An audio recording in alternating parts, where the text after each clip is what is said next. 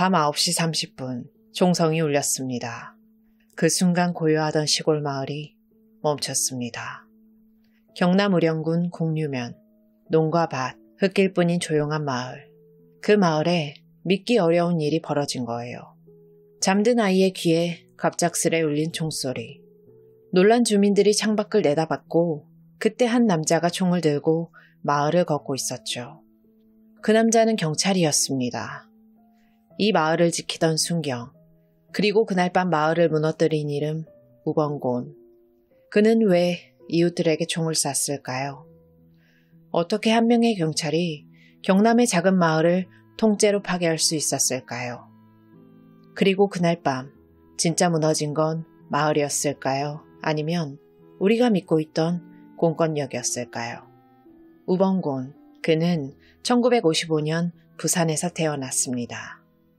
소년 시절에 그는 조용하고 눈에 띄지 않는 아이였다고 해요. 그런데 고등학교 무렵부터 조금씩 달라집니다. 무단결석, 잦은 지각, 성적은 늘 하위권이었고 결정적으로 고3 때 아버지가 갑자기 세상을 떠나면서 그의 성격은 더 거칠게 바뀌기 시작하죠. 집안 사정도 좋지 않았습니다. 결국 그는 해병대에 자원 입대했어요. 의외로 군대에선 꽤 인정을 받았습니다. 특등사수, 태권도 3단, 유도 3단, 신체 능력 하나는 출중했던 거죠. 그렇게 제대한 그는 경찰 시험에 합격해 부산 간만 3파출소에서 순경으로 시작합니다. 그러다가 1980년 갑자기 서울로 자출됐어요. 청와대 경호 임무. 당시로선 엘리트 중 엘리트만 갈 수 있는 자리였죠. 그런데 그곳에서도 그는 오래 버티지 못합니다. 술만 마시면 돌변했고 충동적인 행동도 잦았다고 합니다. 결국 부적격 판정을 받고 자천됐죠. 그리고 그의 마지막 발령지는 경남 의령군 공류면이었습니다. 논밭 사이 지서 하나만 덩그러니 있는 작은 농촌 마을. 이 마을에서 순경은 곧 법이었고 우범곤은 그 권위를 등에 업고 다시 제복을 입었죠. 하지만 이곳에서도 그는 사람들과 어울리지 못했습니다. 지서 동료들과도 겉돌았고 주민들과도 그다지 가까운 관계는 아니었어요. 이웃 주민들은 그를 늘 혼자 있는 사람, 술만 마시면 변하는 사람으로 기억합니다. 그와 함께 살았던 전씨 가족은 우범곤을 이렇게 말했습니다. 술만 마시면 괴물처럼 변했어요. 실제로 술자리에서 고함을 지르면서 내가 경찰이야, 나 무시하지 마. 그런 말을 반복했다고 하죠. 하지만 마을 사람들은 그를 경찰이니까, 그리고 그저 성격이 까칠한 사람이라고만 여겼습니다. 정작 그 분노가 어디를 향하고 있었는지는 아무도 제대로 들여다보지 않았어요. 사람을 지키던 경찰이 언젠가부터 사람을 위협하는 존재가 되어 있었던 겁니다. 우범곤이 공류지서로 발령난 건 1981년 12월 말. 그는 청와대 경호 탈락자라는 꼬리표를 달고 조용히 그 마을로 내려왔습니다. 혼자 하숙을 하며 지내다가 이웃에 살던 여성 전씨와 연인관계로 발전하죠. 1982년 3월 9일 둘은 결혼식을 올리진 않았지만 사실혼 형태의 동거를 시작합니다. 그런데 이 동거에 대해 전씨의 가족은 강하게 반대했어요. 그 사람 술만 마시면 무섭다. 욕하고 때리고 같이 못 산다. 실제로 우범곤은 주사가 심했습니다. 욕설, 고함, 손찌검, 마을에선 미친 호랑이라는 별명까지 따라붙었어요. 그럼에도 불구하고 그는 아무런 제재 없이 경찰 제복을 입고 다녔습니다. 사람들은 그를 불편해하면서도 경찰이라는 이유로 쉬이 말하지 못했어요. 그러던 어느 날부터 문제는 생활에서 시작됐습니다. 동거를 시작한 뒤 우범곤은 전씨 가족 집에 얹혀 사는 신세가 됐고 이건 그의 자존심에 치명적인 상처를 남겼죠. 결혼식은 가을로 미뤘고 혼인신고만 하자고 고집을 했지만 사실은 그가 가진 돈도 없었고 준비도 안 된 상태였어요. 지방파출소의 순경, 빠듯한 월급, 내 이름 하나 박힌 집도 없이 여자 집에 얹혀 사는 남자. 게다가 전씨 가족은 그를 있는 그대로 받아들이기보다 늘 불안한 존재처럼 여겼습니다. 그래서 우범곤은 자신이 인정받지 못한다고 느꼈습니다. 무시당한다. 쓸모없다. 존재감이 없다. 특히 전 씨의 친척들이 집에 찾아오는 날이면 그는 술을 더 많이 마셨고 더 거칠어졌다고 해요. 그렇게 고립, 무시, 수치심, 이 모든 감정이 그의 내면 깊숙이 조용히 쌓여가고 있었습니다. 그리고 그 분노는 늘 가장 가까이에 있는 사람들을 향하고 있었죠. 누군가 그를 말렸다면 어땠을까요? 아니면 그를 이런 곳에 홀로 두지 않았다면. 우범구는 자신이 한때 엘리트 경찰이었다는 자존심을 끝내 놓지 않았습니다. 하지만 그 자리에 더 이상 있지 않다는 현실은 그를 서서히 무너뜨렸고 그 무너짐은 이내 분노로, 폭력으로 모습을 바꾸게 됩니다. 1982년 4월 26일 그날 저녁 마을은 평소처럼 조용했어요.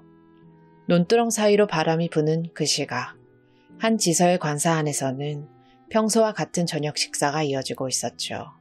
그는 동거녀 전 씨와 마주 앉아 식사를 하고 있었습니다. 하지만 그 평범한 식탁 위에서 한순간 모든 것이 틀어졌어요. 동거녀가 파리를 잡으려고 신문지를 탁 쳤고 그 종이가 우범군의 가슴에 닿았는데 그게 그에게는 조롱처럼 들렸습니다. 순간 그의 눈빛이 바뀌었어요. 입꼬리는 일그러지고 손은 벌벌 떨렸고 갑자기 자리에서 일어나 고함을 지르기 시작했죠. 전 씨는 울며 그를 말리려다 밀쳐졌고 접시와 밥그릇이 바닥에 산산조각 났습니다. 그리고 그는 문을 박차고 나갔어요. 아무 말도 없이요. 그가 향한 곳은 공류지서, 자신이 일하는 파출소였습니다. 오후 7시 30분경 지서에는 방위병 몇 명이 있었고 그들과 소주를 나눠 마시며 그는 담배를 피워 물었죠. 그런데 그때 전 씨의 남동생이 지서로 찾아옵니다. 형님에게 화가 나 있었던 그는 이렇게 말했죠. 경찰이면 다야? 그 말이 우범군을 완전히 무너뜨렸습니다. 그는 말없이 자리에서 일어나 무기고로 향했어요. 지서에 있던 예비군 무기고의 열쇠를 꺼내서 M2 카빈 소총 2정, 실탄 약 180발, 수류탄 7개를 꺼냅니다. 방위병이 뭐 하는 거냐고 묻자 그는 총구를 내밀면서 건들지 마, 나 순경이야 라고 위협한 뒤 지서를 빠져나왔어요. 밤은 이미 어둑어둑했고 그는 다시 동거녀의 집으로 향합니다. 군용 가방을 어깨에 맨 채로요. 집안에는 동거녀 전 씨, 그녀의 어머니, 그리고 사촌 여성 한 명이 있었습니다. 그는 아무 말도 하지 않았어요. 문을 열고 들어오자마자 가방에서 수류탄 2발을 꺼냅니다.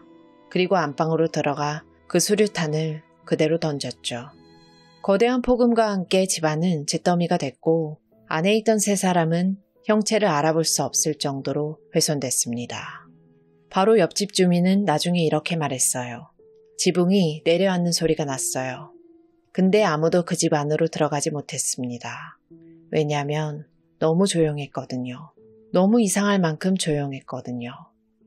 그는 아무 일도 없었다는 듯 그 집을 빠져나옵니다. 군용 가방엔 아직 터지지 않은 수류탄 5개와 실탄이 가득 담긴 탄창이 남아있었죠. 그리고 그는 마을을 향해 걷기 시작합니다. 총을 들고 제복을 입은 채로. 밤 9시 20분쯤 그는 토곡리 시장터 근처에서 길을 걷던 한 청년과 마주쳤어요. 말도 없이 곧장 총을 겨눠 방아쇠를 당깁니다. 총성이 밤하늘을 가르자 청년은 그 자리에서 쓰러졌고 뒤이어 근처에 있던 다른 주민 2-3명도 그의 총에 맞아 쓰러졌어요. 마을 사람들은 총소리가 났다는 건 알아차렸지만 그게 누구인지 무슨 일이 벌어지고 있는지는 아직 아무도 몰랐습니다. 밤 9시 40분 그는 공유 우체국으로 향합니다. 당시 이 마을은 교환식 수동 전화 체계였어요. 전화 한 통 하려면 교환원이 수동으로 선을 연결해줘야 했죠. 그 말은 교환원이 없으면 통신은 끊긴다는 뜻입니다. 우범고는 우체국에 들어가 교환원 정씨와 또 다른 여성 교환원 그리고 숙직 중이던 집배원을 모두 총으로 살해했어요. 그렇게 마을의 통신은 끊긴 듯했죠. 하지만 숨이 붙어있던 정은숙 씨는 마지막 남은 힘을 다해 마을 이장집과 의령우체국을 잇는 행정전화선을 연결해 놓고 그대로 숨졌습니다. 그 연결 덕분에 밤 10시 34분 마을 이장이 경찰에 신고할 수 있었던 거예요. 하지만 그때는 이미 너무 많은 일이 벌어지고 있었습니다. 우번고는 이제 불빛을 따라 마을을 돌아다니기 시작합니다. 마치 불이 켜진 집은 모두 표적이 된 것처럼요. 밤 10시경 앞공리에 몇 안 되는 민가들이 띄엄띄엄 불을 밝히고 있었습니다. 그는 한 집 앞에 멈춰 섰어요. 그리고 문을 두드립니다. 순경입니다. 문 좀 열어주세요. 순간의 망설임 끝에 문이 열리고 종성이 울렸어요. 그 안에 있던 가족 4명, 식사 중이던 그들 모두는 비명도 지르지 못한 채 쓰러집니다. 다른 집도 마찬가지였어요. 마당에서 놀던 아이들, 부엌에서 술을 데우던 아버지, 방 안에서 라디오를 듣고 있던 할머니까지. 그는 한 발자국도 멈추지 않았습니다. 밤 10시 15분, 웅계리 오일장터 근처, 그 시각 장을 보고 돌아오던 몇몇 주민들이 있었어요. 할머니 2분은 손에 나물바구니를 들고 있었고 한 아주머니는 갓난 아기를 업고 있었죠. 우번고는 그들을 향해 말없이 총을 쏘기 시작합니다. 모두가 그 자리에서 사망했어요. 밤 10시 34분 마을 이장 이씨가 겨우 연결된 전화로 경찰에 신고합니다. 하지만 그 순간에도 우번고는 이동 중이었고 이미 너무 많은 생명이 사라지고 있었어요. 밤 11시경 그날 평촌리 문씨댁에선 초상이 치러지고 있었습니다. 검은 천이 문에 걸려 있었고 마당에선 막걸리 잔이 돌고 있었죠. 슬픔을 나누는 공간, 고인을 추모하는 조용한 분위기였습니다. 그리고 그 틈을 타 한 남자가 제복을 입은 채 상가에 들어섰어요. 우번곤이었습니다. 그는 조용히 상주에게 다가가 조의금 3,000원을 내고 막걸리 한 잔을 건네받았죠. 고개를 숙이고 말합니다. 고인의 명복을 빕니다. 그 짧은 말 이후 그는 사람들 사이에 앉아 막걸리 잔을 가만히 비웁니다. 그러다가 주머니를 뒤지더니 작은 쇳덩이 하나를 꺼냈어요. 수류탄. 그리고 그는 말했습니다. 이제 다 같이 가시죠. 순간 수류탄은 사람들 한가운데로 날아들었고 폭발음과 함께 조문객 대부분이 그 자리에서 사망합니다. 생존자는 이후 이렇게 말했습니다. 그때 사람들 사이에서 타는 냄새가 퍼졌어요. 살면서 다시는 그 냄새를 잊을 수 없을 겁니다. 자정에서 새벽 2시 사이 총성과 비명이 멈췄다고 느껴질 때쯤 우번고는 다시 움직였습니다. 그는 불이 켜진 민가들로 향했고 문을 열고 들어가 총을 쏘고 또 수류탄을 던졌어요. 아이들이 자고 있던 방 안, 어르신들이 모여 이야기하던 거실, 문을 걸어 잠그고 숨죽여 있던 사람들까지. 그는 망설이지 않았습니다. 새벽 2시 30분 무렵 공유지서에 남아있던 경찰들은 여전히 우번곤의 위치를 파악하지 못했고 의령경찰서 간부들은 사건 발생 3시간이 지나서야 현장 부근에 도착했습니다. 하지만 그들도 범인을 마주칠 용기를 내지 못했죠. 당시 서장은 출동했다가 도중에 지서로 돌아가 숨어 있었다는 증언도 남아있습니다. 새벽 5시 35분 우번고는 마지막으로 서 씨의 집에 들어갑니다. 그 집엔 노부부와 가족들이 잠들어 있었어요. 그는 조용히 문을 열고 들어가 가족들을 깨우고 같이 앉았습니다. 그리고 가방에서 마지막 수류탄 2발을 꺼내 자신의 품에 껴안았죠. 그렇게 한마디 말도 없이 수류탄을 터뜨렸습니다. 그 자리에서 우번곤을 포함해 4명이 사망했고 서 씨는 중상을 입고 기적적으로 살아남았어요. 그렇게 끝이 났습니다. 총기 발사는 약 180발, 수류탄은 최소 7발 이상, 돌아다닌 마을은 5곳, 피해를 입은 가구는 18가구 이상. 그로 인해 사망자는 62명, 부상자는 35명이었죠. 사건이 끝난 뒤 마을에는 정막이 감돌았습니다. 남겨진 사람들은 집 밖으로 나오는 것도 서로 눈을 마주치는 것도 쉽지 않았다고 말합니다. 누가 무엇을 받는지, 누가 누구를 잃었는지 말하지 않아도 다들 알고 있었기 때문이죠. 우범고는 죽었고 사건은 끝났지만 그 뒤에 남은 질문들은 그때부터 시작됐어요. 그는 왜 그런 짓을 저질렀을까? 어떻게 혼자서 무기를 들고 나갈 수 있었을까? 당시 경찰은 대체 뭘 하고 있었던 걸까? 사건 발생 이후 경찰은 전국적인 감찰을 시작합니다. 그리고 그 과정에서 밝혀진 건 충격 그 자체였어요. 공유지서의 지서장 허창순 경사, 그리고 의령경찰서의 최재훈 서장. 두 사람 모두 사건 당일인 4월 26일 밤 근무지를 무단 이탈해서 온천 접대를 받고 있었다는 사실이 드러납니다. 즉, 우범곤이 총을 챙기고 지서를 빠져나갈 때 그를 제지할 상급자는 아무도 없었던 거죠. 뿐만 아니라 무기고 열쇠 관리도 허술했습니다. 당시 지서장이 지서 무기고 열쇠를 갖고 나간 바람에 예비군 무기고 열쇠는 지서 안에 남겨져 있었고 그 틈을 타 우범곤이 쉽게 무기를 꺼낼 수 있었던 거예요. 총을 꺼내고 실탄을 챙기고 군용 가방에 수류탄까지 넣어가는 그 순간까지 그 누구도 그를 멈추지 못했습니다. 당시 내무부 장관은 사건 발생 3일 만에 전격 사퇴합니다. 표면적인 이유는 일신상의 사유였지만 그 누구도 그 말을 곧이곧대로 받아들이지 않았어요. 그리고 허창순 경사와 최재훈 서장은 직무유기 혐의로 구속됩니다. 하지만 형사처벌이 제대로 이루어지진 않았어요. 유족들은 항의했습니다. 마을이 쑥대밭이 됐습니다. 가족이 아이들이 다 죽었습니다. 그런데 책임자가 아무도 없다니 이게 말이 됩니까? 하지만 1983년 대법원은 이렇게 판결합니다. 단순한 태만이나 착오로 인한 결과는 형법상 직무유기에 해당하지 않는다. 결국 형사처벌은 대부분 무산됐고 파면당했던 일부는 나중에 징계가 번복되기도 했죠. 그렇게 사건은 조용히 묻히는 듯 했습니다. 아니, 실제로 묻혀갔어요.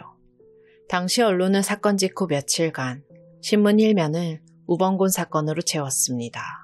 하지만 그 열기는 오래가지 못했죠. 일주일 만에 대부분의 보도는 사라졌고 화면에서, 기사에서, 사람들의 대화 속에서도 이야기는 점점 멀어져 갔어요. 누군가는 말했죠. 정권이 통제했기 때문이라고. 또 누군가는 사람들이 외면한 것이라고. 하지만 확실한 건 그 이름들조차 너무 쉽게 잊혀졌다는 겁니다. 시간이 흘렀고 계절이 바뀌고 세대가 바뀌었어요. 그렇게 10년, 20년, 그리고 40년이 지났습니다. 그 긴 시간 동안 그 마을에선 다시는 웃음소리가 돌아오지 않았다고 해요. 모두가 누군가를 잃었기 때문입니다. 그 마을에선 모두가 상주였고 모두가 유족이었죠. 당시 6살이던 한 생존자는 훗날 이렇게 말했습니다. 형이 죽었어요. 눈앞에서 경찰이 형을 쐈어요. 그 뒤로 저는 경찰만 봐도 숨이 막혔어요. 어떤 사람은 문상 가서 가족을 잃었습니다. 딸과 아내가 조문 중 숨졌고 남편은 그 이후 말을 잃었다고 해요. 또 다른 사람은 단 하루 만에 부모와 아이를 함께 잃었죠.